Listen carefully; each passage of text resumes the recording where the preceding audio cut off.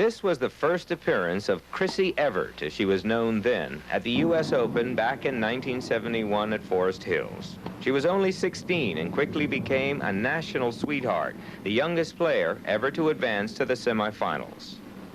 And this is Mrs. Chris Evert Lloyd, 11 years later, in the Virginia Slims tournament here in New York. In between, America watched Chrissy Evert grow into a woman. Along the way, there was a long tabloid romance with Jimmy Connors and rumored affairs with many others, and then marriage to British tennis player John Lloyd. But mainly, America watched her play great tennis. She's won 3 Wimbledon titles, 5 U.S. Open championships, and along the way earned an approximate $8 million.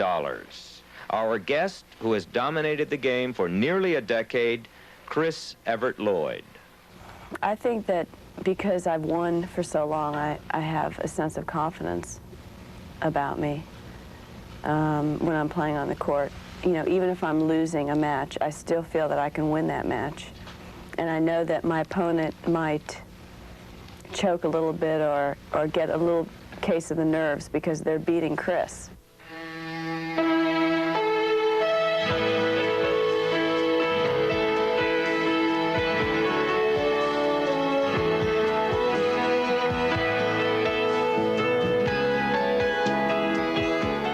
ABC News, The Last Word. Late night television, tonight with Greg Jackson in New York. Remember, The Last Word will not be taking your calls this evening. Thursday, everyone is celebrating. It's kind of a surprise. So get on your marks and go for it. It's an all-new night of comedy. Oh, this is fun. When Benson moves to Thursdays. Sorry we're late. And Kondo moves to a new time. I thought I'd get dressed for the occasion. Too close for comfort, and It Takes Two join in the party. You sure that's the right teepee? Starting Thursday, the laughs are on Benson, Kondo, Too Close for Comfort, and It Takes Two. Easter Sunday, ABC News takes you where no camera has ever gone before. The private world of Pope John Paul II.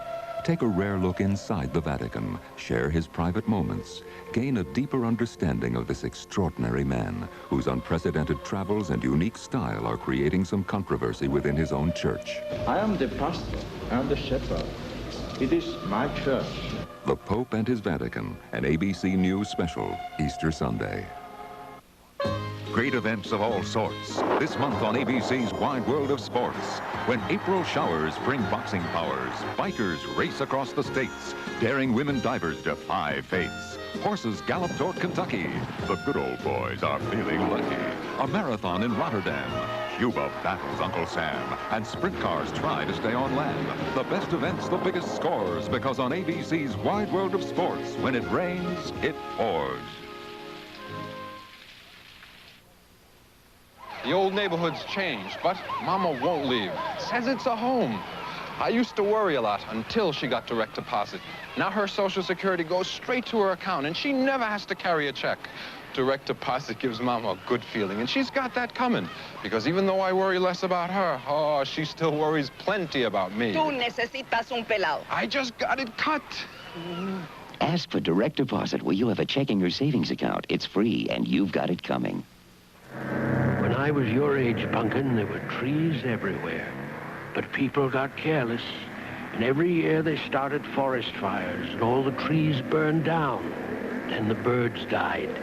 Because without trees, there's no air, so everything dies. Grandpa, I wish I could bring back the trees for you.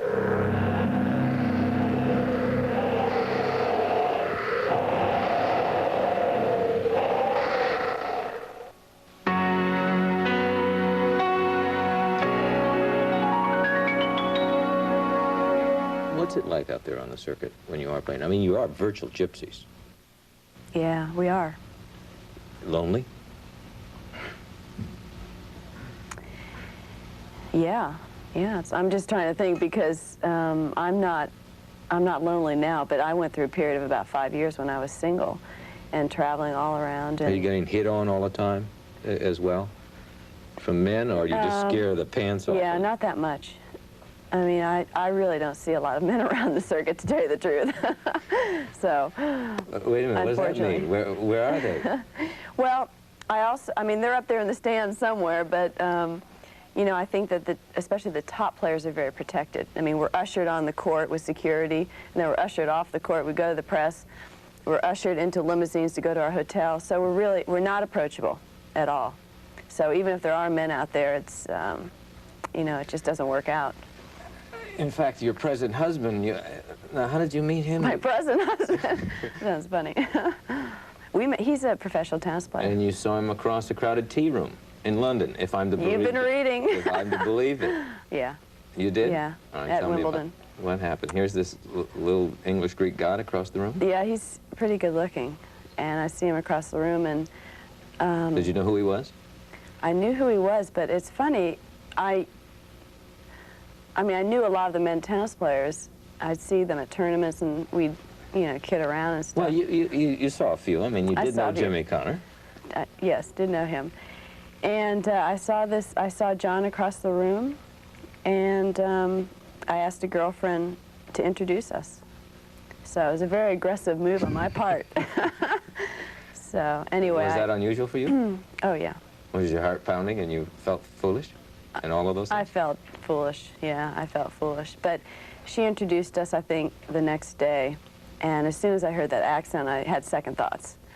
Have you heard a British accent? It was like so proper and...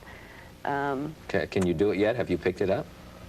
No, yeah, I can. I mean, I kid around, but he said something like, "Oh, it's lovely to meet you," and I've never used the word "lovely" in my life, you know. And I thought, "Oh my heavens!" Maybe and the only men you ever knew that used that word, you didn't go out with. Exactly, okay. Exactly. So I thought about it. I said, "Well, no."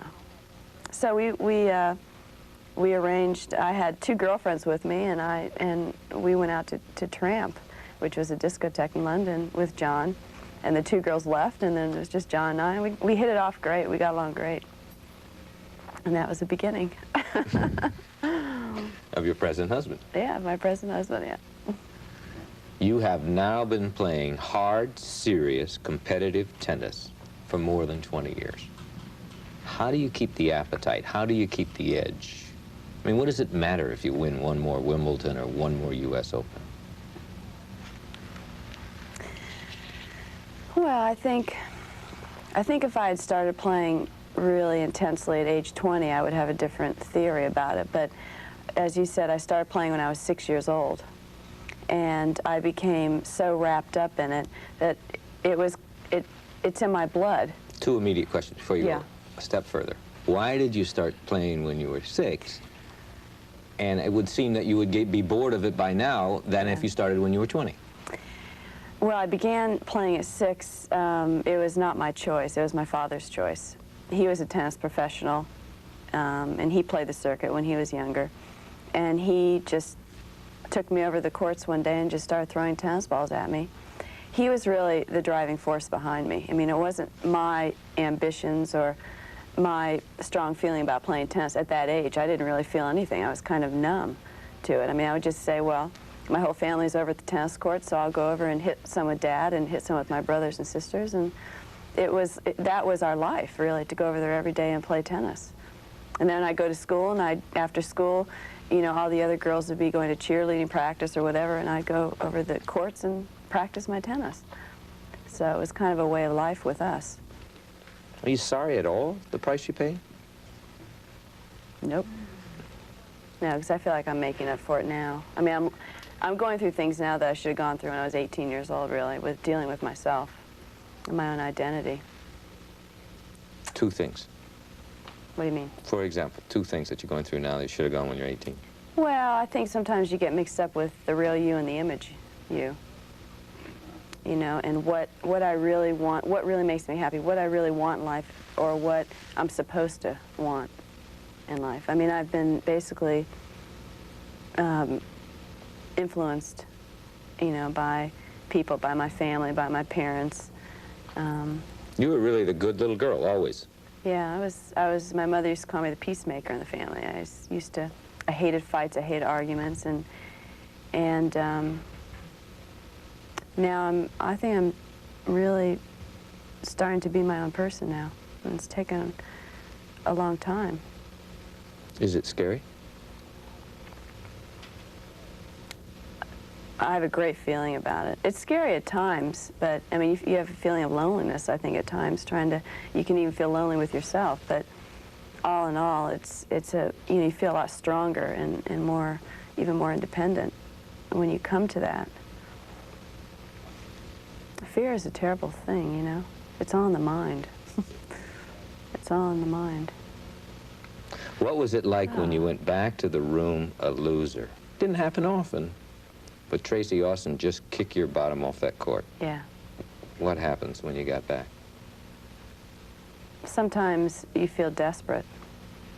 You know, sometimes it's such a low feeling. I've played matches and I've lost matches and I've gone back to the hotel room and stayed there for 3 days. Really? Oh, yeah. Not come out and just be by myself for 3 days.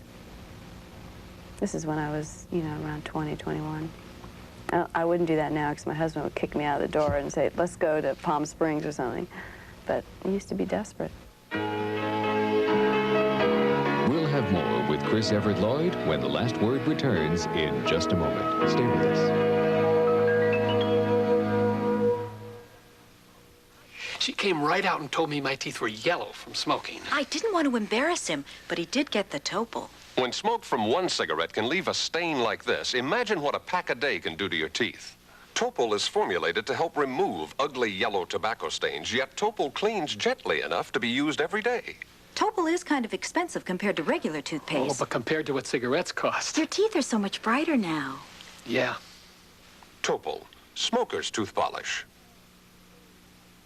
I was overweight and looked terrible. AIDS helped me get back into a size 12. The AIDS diet plan helped me get back into a size 6. AIDS helps control your appetite so you lose weight, yet AIDS lets you taste, chew, and enjoy. And the appetite suppressant in AIDS is not a stimulant. AIDS helped me to lose the weight I wanted, and it has nothing in it to make me nervous. Question, why take diet pills when you can enjoy AIDS? AIDS helps you lose weight without making you jittery.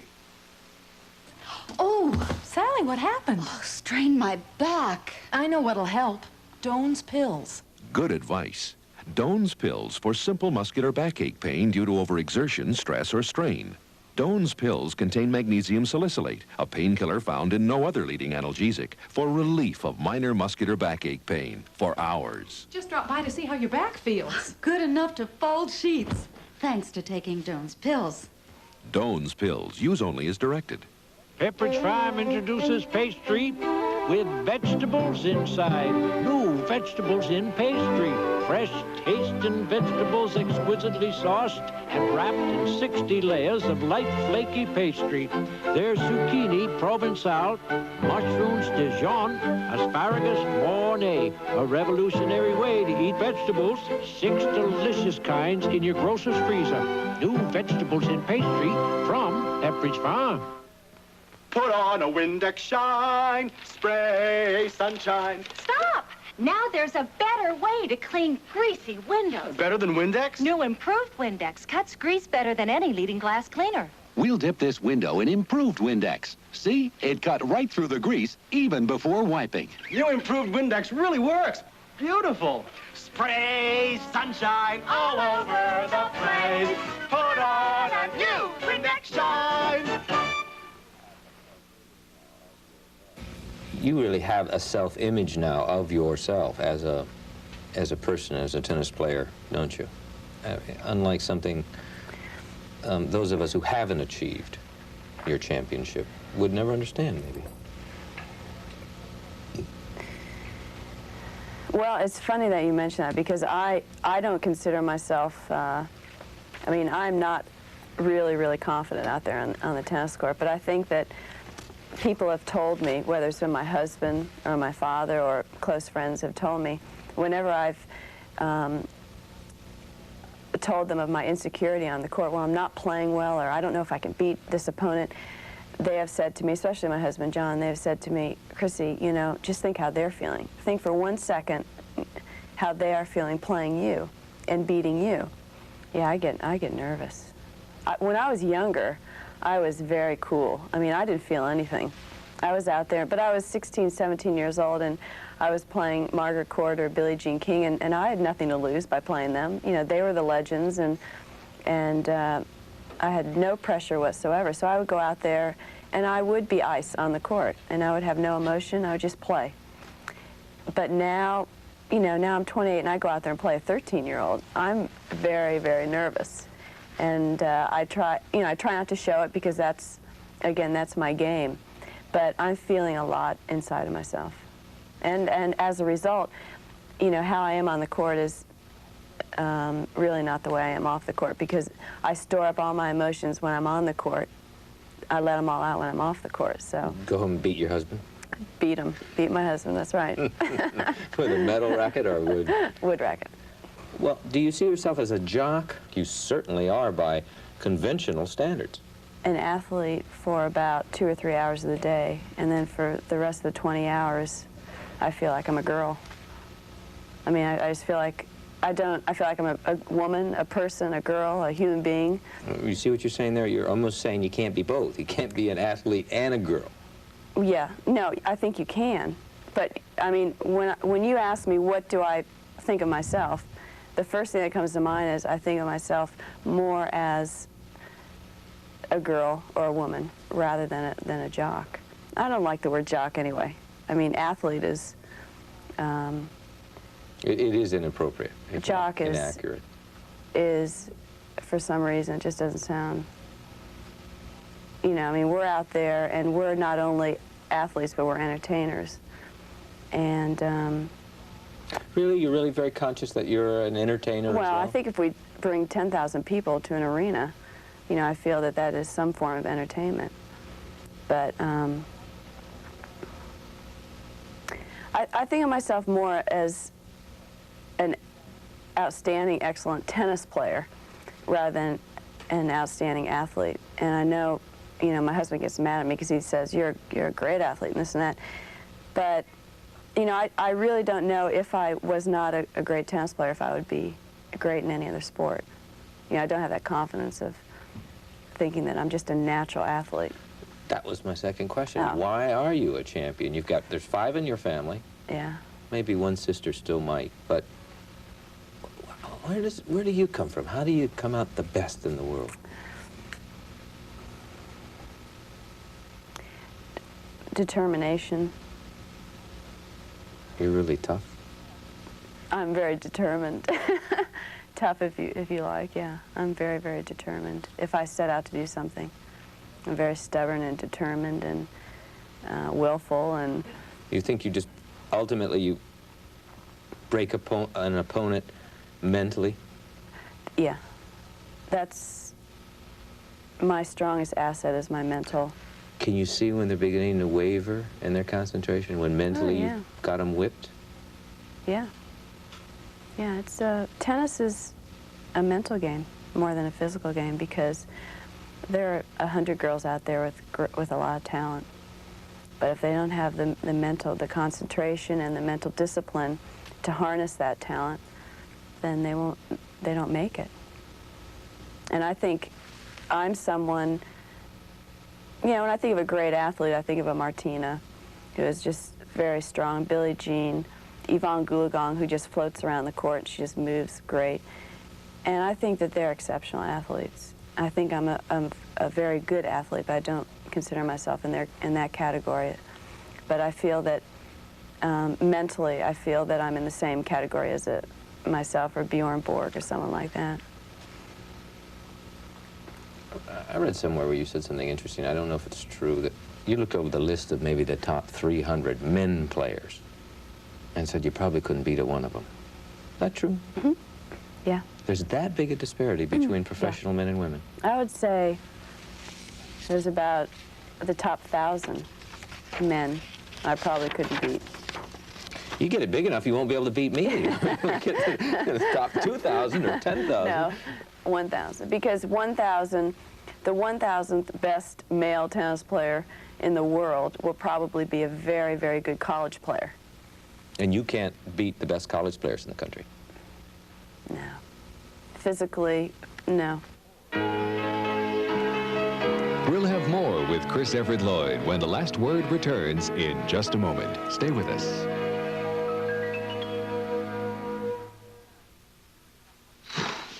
As a working parent, I worry about what the kids eat when I'm not home. They go right for the junk food. Well, I recently learned Franco-American products are really good for you. This spaghetti and tomato sauce has more vitamin A than a glass of whole milk. The SpaghettiOs with meatballs, my little one's favorite, has as much protein as a peanut butter and jelly sandwich. Of course, they like it because it's delicious. I know it's more. Franco-American is more than just delicious. Stanley makes a hard-toothed saw with a built-in miter, so every cut is a perfect cut. It helps. Stanley designed the instructions for our do-it-yourself garage door opener just as carefully as the garage door opener. It helps. Stanley has the nuts and bolts that come in the drawers that fit in the workshop organizer that really helps. The do-it-yourself company puts something extra into everything we make because we want to help you to He fit! Help! Here, let Sarah crawl. I just washed my no-wax floor, even though it doesn't look so great. What's this? Oh, could be a cloudy film from your cleaner. Think so? Try Clean and Clear on your no-wax floor. It's new. Cleaners that mix cloudy can dry cloudy without rinsing. New no-rinse Clean and Clear mixes clear, dries clear. Is clean. Nothing cloudy to rinse away. Your floor looks terrific. Try new Clean and Clear, the no-rinse cleaner for a clearly beautiful floor. Spring's here. Time to shake off those winter blues and get your car back in shape. Let Napa help now during Napa Spring Car Care Days. You'll find fantastic values at participating Napa parts stores everywhere. Or head to your participating garage or service station and take advantage of these Napa Spring Car Care Days specials. Before you know it, your car will be raring to go. When the name is Napa, the standard is quality.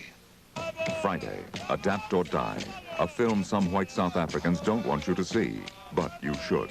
How is an emerging black trade union movement posing a threat to the establishment? Is it creating a war over power and principle in South Africa? Watch an ABC News close-up Friday. What do you see as a world after tennis? Does one ever consider that at this stage, or is...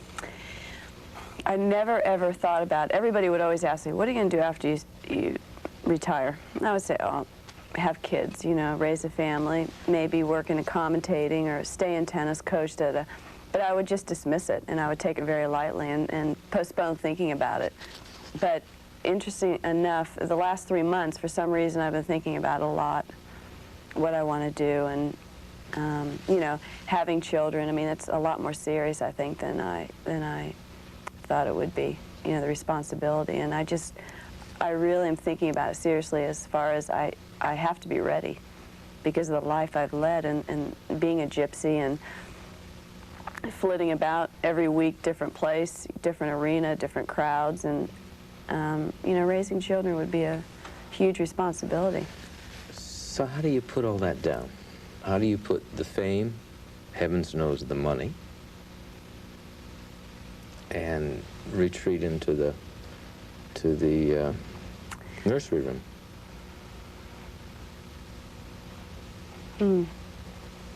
That's a good question. You know, I don't know until it actually happens to me. And right now, I still want to play 2 or 3 more years. And I know that the end, as far as my professional tennis career, is coming very, very close. But I've always been one that I just look to each day. And I know that if I start thinking really seriously about having kids and about the future, then I'm going to lose sight to what I'm doing today. So, you know, I feel that I'm fortunate. I come from a very close family. My parents have a great marriage. The kids in our family are very close, and I think that that's an advantage, you know, because I feel that I'm basically a very, very normal person, and I will be able to have roots when it's time. Do you find it remarkable that you're as normal as you are?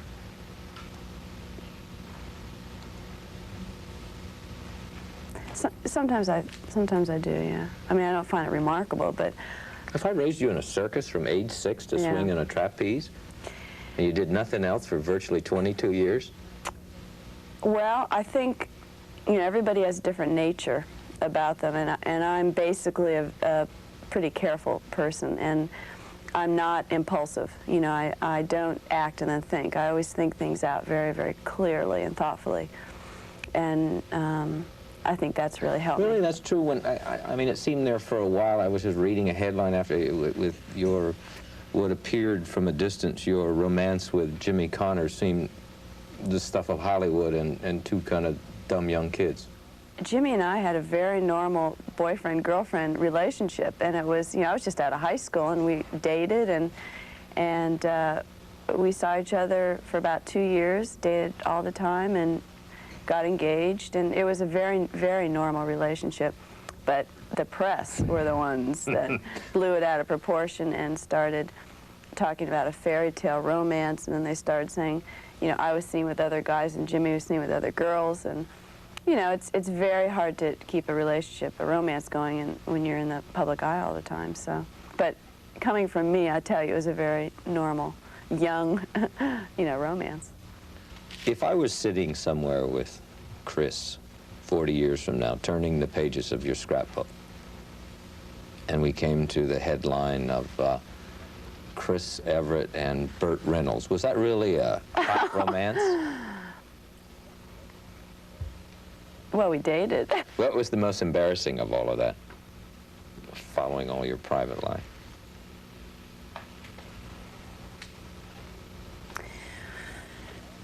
I think nothing was embarrassing. It was just, you know, it would be humiliating when I walk into the grocery store and see, you know, on the cover of National Enquirer or something. Or I remember one time there was a picture of Jimmy and I said, Jimmy and Chris are together, and we weren't, you know. And we were making plans to getting married, you know, according to the tabloid, and you know, there's no truth to it at all. So sometimes that's a bit confusing. Finally, what would you advise the young kids, the truly young kids coming up so quickly? You are approaching the grand old lady of tennis, believe it or not. What would you advise those Believe kids? it or not, Billie Jean King's 39 years old, and she's still getting the semifinals of these tournaments. So, you know, she's my idol now, I tell you.